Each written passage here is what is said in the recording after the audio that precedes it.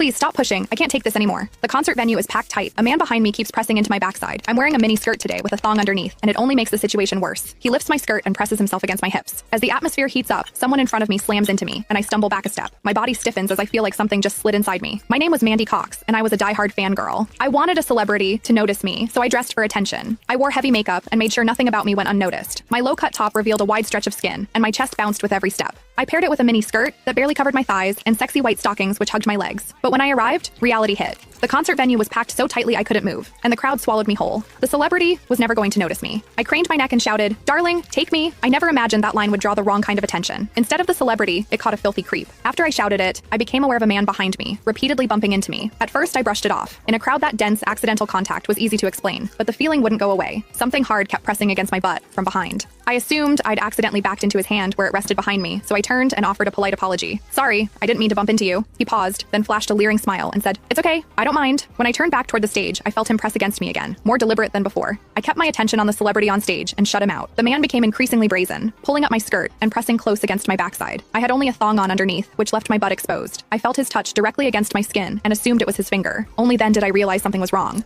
The pressure was warm and solid in a way a finger could never be. My mind lurched as the truth hit me. In the 20 years of my life, this was the first time a man had ever molested me. Fear surged through me, sharp and overwhelming, and my body reacted with an instinct to flee, but there was no way to move. The concert floor was packed wall to wall, leaving me stuck where I stood. I drew myself tight, bracing as if tension alone could keep the fear out. As I did, my hips closed around the man's so-called finger, trapping it between my cheeks. An unfamiliar sensation followed, and warmth rose to my face. What confused me was that I didn't recoil from it. There was a muted comfort to it, and against my will, it sparked a faint sense of expectation. The man behind me seemed to take it as a signal. He moved in closer, repeating the motion until the intrusion was unmistakable. I had lived a sheltered life as a college student, and now I was being toyed with by a stranger while surrounded by people. Shame surged within me without warning. I felt the urge to sob, but my throat closed, and my voice deserted me. Worse still, the pressure forced my thong inward and sent a restless, prickling discomfort through my body that wouldn't fade. A quiet, involuntary sound escaped me, and the embarrassment followed instantly. I gathered myself and strained to suppress it, holding it down until my throat tightened. The blaring music and the screams around me drowned everything out. With every eye fixed on the stage, no one was aware of what was happening to me. At the same time,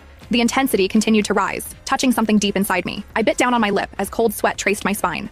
My awareness was tipping back and forth between humiliation and a pleasure I couldn't bring myself to name. I knew I couldn't take it anymore if it continued, so I turned sharply to face the man behind me. "Please stop pushing. I can't take this anymore."